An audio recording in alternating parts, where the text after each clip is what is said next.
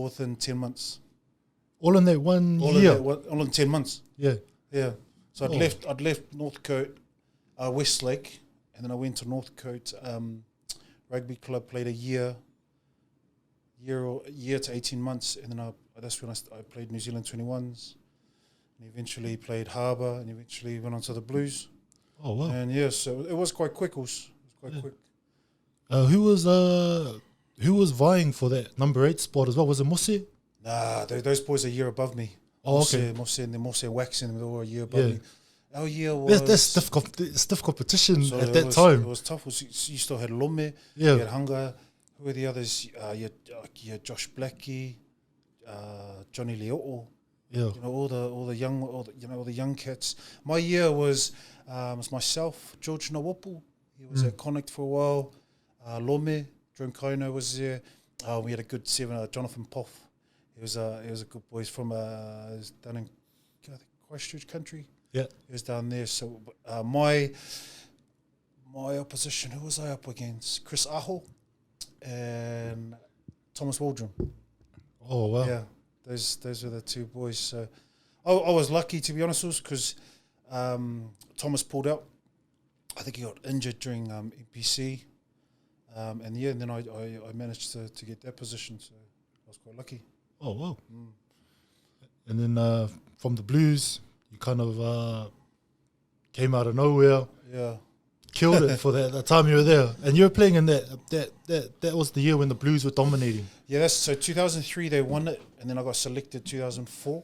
Yeah. And it was like, oh wow, going into the champions, setup. Rushy was, and Xavier was the godfather. And I was kind of his protege. Was that kind of weird, you ending up at Cardiff? I know. I started at the Blues where Rushy started, and then he finished at the Blues here, and I finished here as well. So, but so that's the year I went into the Blues. 2004. It was a learning year. Obviously, Rushy was the big dog there, and I think he left the year after. I think he did, which opened that position up for me, and then it went quite well, And then a couple of years later, I ended up making the Junior All Blacks. And then I kind of looked at myself also. I looked at the players in front of me, and I was pretty honest. And Graham Henry was coaching the All Blacks, and he said, "Oh, look, Willie, it's up to you, but these are the players." He didn't give me a yes or a no. He just said, these are the players that aren't in front of you. These are just the players that are there. So I was like, I'm not going to lie about it. Richie was always going to be Richie. You had Ronnie Sotialo, who was always going to be there. JC was always going to be there. And then behind them was Wax, Mosse, Lomu. I was going to say that. Honestly, it was that time for that number 8 spot. Yeah, it was the worst position to play, to be honest with you. Yeah, because nowadays it's 7 and 6. But back then you look at that, those guys coming through. So it was like the kryptonite. The All Blacks was trying to make that loose forward trio. 7 was always down. You're never going to get front of Richie. Yeah. You're never going to get 6 as JC's there. And Rodders have been there for so long. So I kind of looked at the table and I was like, oh, and that's when I decided to... Was that a hard decision for you to make? Yes and no. Yes and no. Also, I guess it was a purely... 80% of it was a rugby decision. Because I knew, I didn't want to be the hang-arounder in New Zealand. I wanted to be a bit different, where a lot of people in NZ would leave at the later stages of their careers, come up here and how they say bank the money. But I just thought, I'm just going to go early. I was 24 when I left, 23, 24 when I left. That's usually at the peak of people's career. You could still hang back and just have a crack in a couple of years. Yeah, I see it as, if you don't make the ABs in your first 24 months, you're going to struggle. You're not going to struggle. So I kind of took that with a pinch of salt. I was like, I'm going to go do me, and I think I've made the most of it. Yeah. And so you find yourself, you weren't going to stay back in Auckland. Coming from South Auckland, you know how small Auckland is, and then you get this opportunity to go to Munster. Munster was my first one.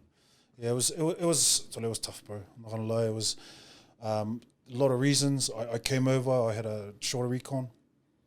I probably didn't appreciate it, as much as I should have. But then I was young. What do you mean by that? I just thought I was the man.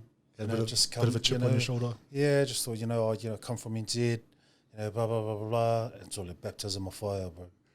I mean, a lot of those young cats that are listening, Munster is, you want to come right. So that was, I think that made me grow up real quick too as well, going to Munster. Yeah. You had some legends there, bro.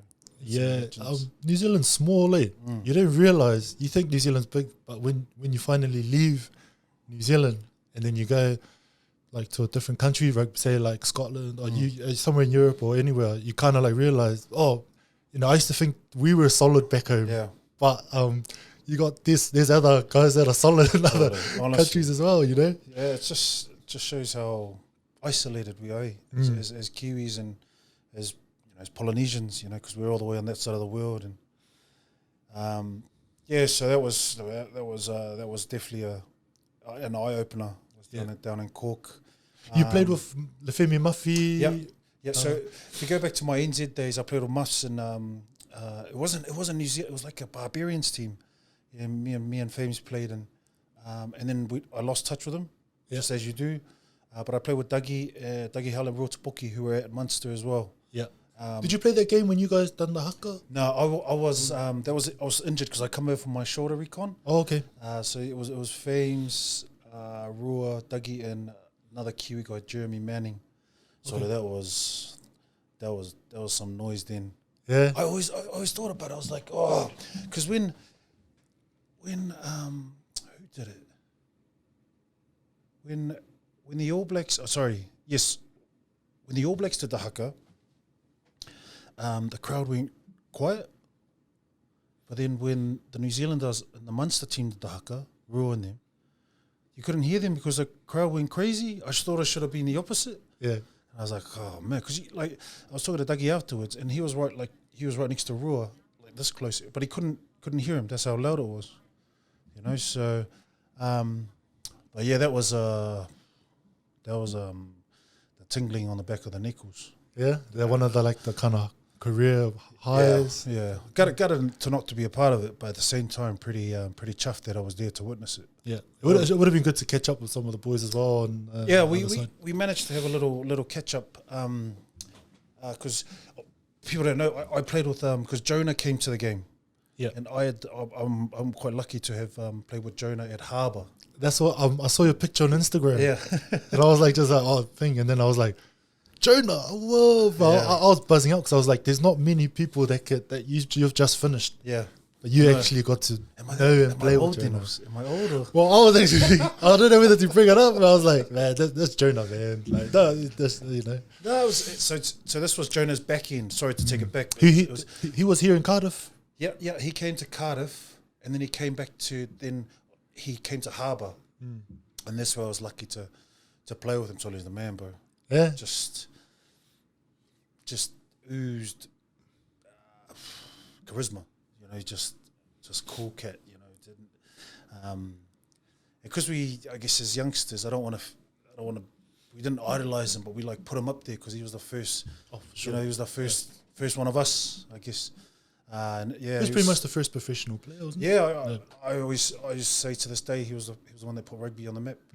Yeah, definitely. Back then it was all football, and then he had the deals with Adidas and the rest of them, and kind of paved the way for the rest of us. So. Did he have his car, the loudest car in New Zealand that time? It was the Jeep. He had the Jeep. He had a Jeep that he had. It was the loudest one. In the Fusion speakers? The Fusion speakers. That was the only time I ever saw him. You couldn't see him, but you could hear him. You just hear him. Hear him, yeah. But he had this other thing, it's like a Skyline or something. Yeah. I've never been into my cars, but he had these mad cars, and but yeah, was he quite humble? 100%. And he always had time. Always felt sorry for him because then it takes me forward to that Munster game where I drove with him. He jumped in my car. He come over for the game. Got this big superstar. And he goes, "Oh Nick, come on, let's jump in your car, we drive up to Limerick where the game was. So I had this little Toyota thing, and we got out to get some gas, and everybody knows Jonah. And they'd come up to the car, knock on the window, and he'd just say, "Oh yeah, just everybody back off. I'll get out and shake your hands." You know, small things like that. That I looked as a youngster and I'm like, "So this guy he's the man, bro. He's the man." Yeah, so that was probably up there in my career is probably one of the people that are the best people that I've played with. Not so much on the field because he was the back end of his career, but off the field I learned a lot from him.